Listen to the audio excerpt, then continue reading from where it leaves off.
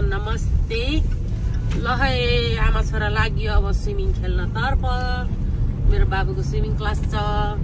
हजुरहरू के गर्दै हुनुहुन्छ, कसो गर्दै हुनुहुन्छ? म चाहिँ हालमा चाहिँ ड्राइभ गर्दैछु भन्नु पर्यो। हिजो राति अब पार्टीमा गइयो आइयो, लेट भइएछ, झन्डै सुत्या भइएछ। जुरुक झराक उठेर यहाँनिर हिँड्दैछु बाबु लिएर स्विमिङ। त्यसपछि हामी कहाँ जान्छौँ रे बाबा भनिदेऊ त? कोस्टा कफी खान जाने रे। बाबालाई पनि लिएर आउने इच्छा थियो। बाबालाई चाहिँ पानी परेर के फेरि अब त्यो बिचरा खुट्टा त्यस्तो छ, पानीमा कता भिज्दै हिँड्ने भनेर चाहिँ आमा छोरा चाहिँ कोस्टा टाइम गर्ने विचार छ आज। सो अब हतार गरेर स्विमिङमा जाँदैछौँ। त्यसपछि अब आज दिनभरि त के गरिन्छ वेदरको डिमान्ड अनुसार त मोमो खानु पर्ला जस्तो छ। त्यही भएर चाहिँ अब मोमो बनाउँछु होला म सायद। कोस्टा खायोरी आइसकेपछि चाहिँ अब हजुरहरूलाई के कसो गर्छु मेरो भिडियो मार्फत देखाउने नै छु है त।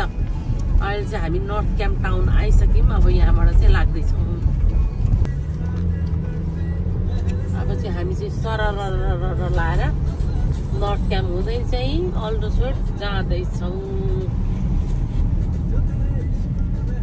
बाबु चाहिँ स्विमिङ खेलिरहेको छु त्यहाँनिर। म चाहिँ यहाँ वेट गरेर बसिरहेको छु। लागेर झिलिमिली भइसक्यो युकेमा। जतासुकै सर्टिफिकेट ल्याएको त उसले त सर्टिफिकेट त के हो काचाक कुचुक डल्ला पो बनाएछ त। खै बिचरा सर्टिफिकेट त अब कसरी थाहा पाउने कुन लेभल हो भनेर?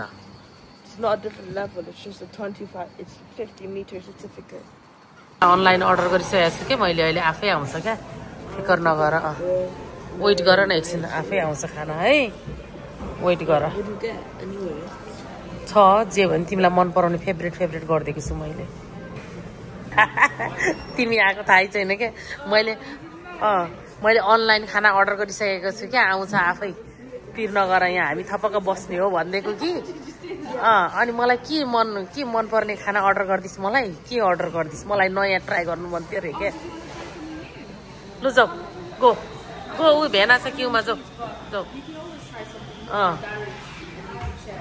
दिदी चाहिँहरू आएर अघि नै यहाँ कफी अर्डर गर्दै थियो कि। अनि म चाहिँ हामी चाहिँ स्विमिङबाट आएको नि त। अनि मैले अनलाइन अर्डर गरिसकेको छु खाना। आज जानु पर्दैन लिन भनेको। रेली के अर्डर गरेँ? मलाई मनपर्ने अर्डर गरेन भन्छ कि। अनि उसको दिदी आएको थाहै थिएन, दिदी भेना यहाँ आएको। वाट इज माई एन्ड फेरि रे, दिस इज फर किमार्थ। लैजाऊ भेनाले ल्याएर दिएको। यहाँ हाम्रो ब्रेकफास्ट आयो। झ्याम ब्रेकफास्ट खाइएको थिएन आज, यहीँ ब्रेकफास्ट गर्ने भनेर। खै पेरु कहाँ गयो त? कफी खान थाले हामी चाहिँ। आयो अर्को पनि आयो। के ल्याइदियो चाहिँ आज? बनाइदिएछु सुँगुरको मोमो। यो चाहिँ फेरि बेलीको मात्रै मासु है। बेलीको मासुलाई चट्ट पेलेर ल्याएँ फ्रेस। एकैचोटि यसरी हालिदिन्छु कि झन्डै 2 केजी जस्तो पिनिन्छ होला कि मेरो चप्परमा। यस्तो मजाले पिनिन्छ। यस्तो मजाले चप हुन्छ है। तर म चाहिँ मोमोमा चाहिँ रातो प्याजै बनाउनु मन लाग्छ। किन कस्तो हाका पोल्यो पिरोले। आज चाहिँ म एउटा कुरा बनाउँदैछु है। त्यो कुरा म तपाईँहरूसँग पनि सेयर गर्छु। पानी उसिन्न बसाले है। उसिन्न भन्नाले उमाल्नको लागि। अब म चाहिँ यसमा चाहिँ बेसार अलिकति नुन हाल्छु। यसमा चाहिँ म अब अलिकति बेसार हालिहालेँ होइन। त्यसै गरेर नुन पनि हाल्छु। यो चाहिँ म के बनाउँदैछु भन्ने कुरा अहिले थाहा पाउनुहुन्छ तपाईँहरूले।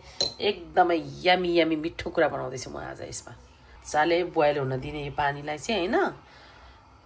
यसमा चाहिँ लगाउनु पर्ने हुन्छ अलिकति सुगर। मसँग चाहिँ ब्राउन सुगर मात्रै थियो, त्यही भएर ब्राउन सुगर भए पनि त्यही लगाइदिएँ। अब म चाहिँ यसमा चाहिँ बेसार अलिकति नुन हाल्छु। यसमा चाहिँ म अब अलिकति बेसार हालिहालेँ होइन। त्यसै गरेर नुन पनि हाल्छु। यो चाहिँ म के बनाउँदैछु भन्ने कुरा अहिले थाहा पाउनुहुन्छ तपाईँहरूले। एकदमै यमी मिठो कुरा बनाउँदैछु म आज। यसमा चाले बोइल हुन दिने यो पानीलाई चाहिँ होइन। यसमा चाहिँ लगाउनु पर्ने हुन्छ अलिकति सुगर। मसँग चाहिँ पानी उसिन्न बसाले है। उसिन्न भन्नाले उमाल्नको लागि। अब म चाहिँ यसमा चाहिँ बेसार अलिकति नुन हाल्छु। यसमा चाहिँ म अब अलिकति बेसार हालिहालेँ होइन। त्यसै गरेर नुन पनि हाल्छु। यो चाहिँ म के बनाउँदैछु भन्ने कुरा अहिले थाहा पाउनुहुन्छ तपाईँहरूले। एकदमै यमी मिठो कुरा बनाउँदैछु म आज। यसमा चाले बोइल हुन दिने यो पानीलाई चाहिँ होइन। यसमा चाहिँ लगाउनु पर्ने हुन्छ अलिकति सुगर। मसँग चाहिँ ब्राउन सुगर मात्रै थियो, त्यही भएर ब्राउन सुगर भए पनि त्यही लगाइदिएँ। त्यसै गरेर यो चिजको लागि चाहिन्छ भिनिगर पनि रेडी गरेको छु। अस्ति मेरो नानीले किनेर ल्याएको रहेछ, त्यसपछि मलाई एकदम मिठो लाग्यो क्या, अनि त्यही भएर आफैले घरमा चाहिँ बनाउनु लागेँ। अब यसमा लाउनु पर्ने हुन्छ लट्स अफ भिनिगर। भिनिगर पनि बिर्कै खुलेन क्या, त्यही भएर यत्तिकै लगाइदिँदै रहेछु क्या म। यसलाई चाहिँ मजाले सेलाउन दिने। यसको लागि अब मैले रेडी गर्नुपर्छ। अर्को एउटा कुरा त्यो चाहिँ के होला त, किमा त सबैलाई बनाउन नै आउँछ होइन, आफ्नो तरिकाले बनाउनुहुन्छ।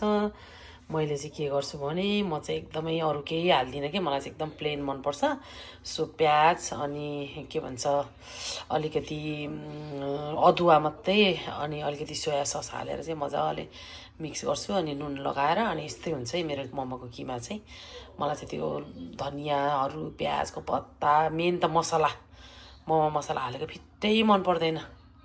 यसै गरेर रेडी गर्दैछु मोमोको डोको लागि। अलिकति नुन लगाउँछु अनि तेल लगाउँछु अनि मजाले मुछिदिन्छु म चाहिँ भत्रगोल गरेर।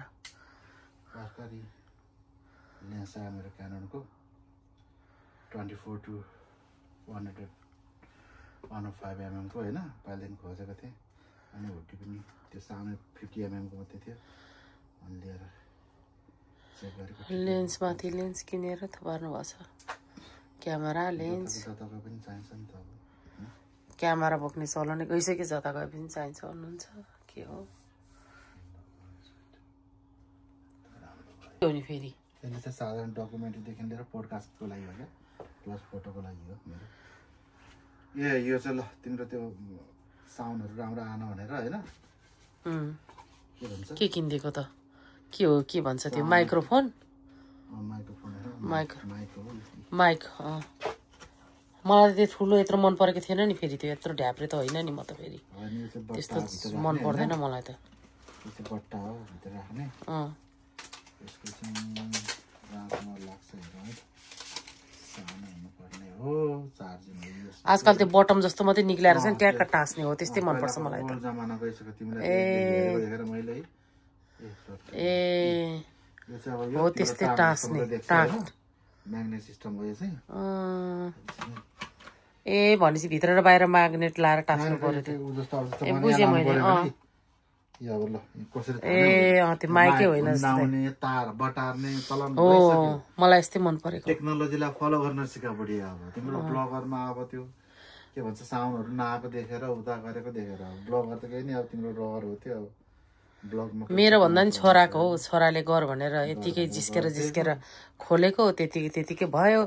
खै साथीभाइहरूले लाइक फलो पनि गर्नु हुँदैन किन हो, अब यसले पैसा धेरै कमाइ खान्छ यसको ब्लग चल्यो भने भनेको हो कि। त्यस्तै हुन्छ हाम्रो नेपाली समाजहरू, गर्दैनन् क्या, त्यही हो। के हो त्यो चाहिँ, त्यो अर्को माइक पनि हो, कन्ट्रोल गर्ने त्यो क्यामेरामा मोबाइलमा। मोबाइलमा पनि हाल्नै पर्दो रहेछ त। अनि युएसबीबाट हाल्नुपर्छ क्या, साउन्ड त्यतिकै राम्रो आउँछ त।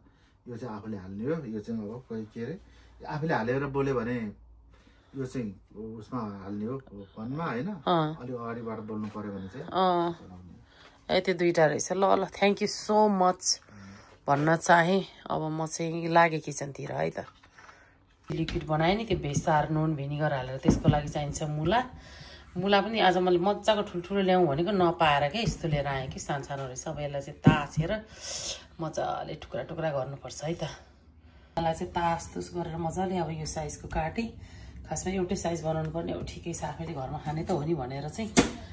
यो मुला चाहिँ मलाई एकदमै मिठो लागेको भएर चाहिँ मैले घरमै ट्राई गर्दैछु बनाउनलाई। तपाईँहरूले मसिनो गरेर काटेर नुन मोल्दा पनि भयो, सिङ्गे गर्दा नि। मलाई चाहिँ अस्ति मैले किनेर खाएकोमा चाहिँ सिङ्गै थियो, त्यही भएर मलाई चाहिँ सिङ्गै मन पर्यो क्या। नुन हालेर मोलिराख्नुपर्छ मजाले। नुन हालेर चाहिँ यसलाई मजाले मोलौँ क्या यसरी। पानी अहिले नै आइसक्यो, अब यसलाई छोडिदिने 1 घन्टा जतिको लागि चाहिँ। फ्रेस पानीले मजाले पनि पखाल्ने है।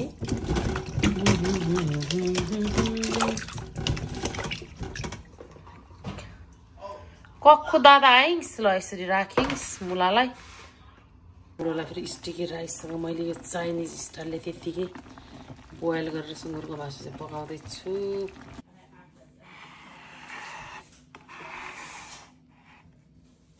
आजको दिन चाहिँ मोमो बनाइयो खाइयो।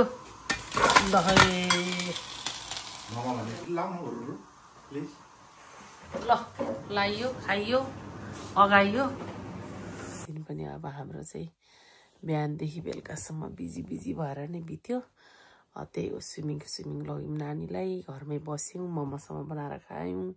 मामा माइजूहरू पनि आउनुभएको थियो, त्यसपछि निजम दिदी र प्रकाश दाइहरू पनि आउनुभएको थियो।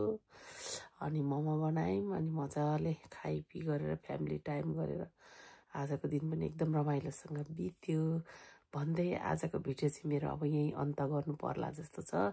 सुत्ने बेला पनि भइसक्यो। आशा छ हजुरहरूले चाहिँ मलाई माया गरेर चाहिँ मेरो भिडियो हेरेर चाहिँ यसो लाइक एन्ड सब्सक्राइब गरिदिनुहुन्छ भन्ने आशाको साथै आजको लागि हजुरहरूसँग बिदा माग्दछु। गुड नाइट, शुभरात्रि, बाई।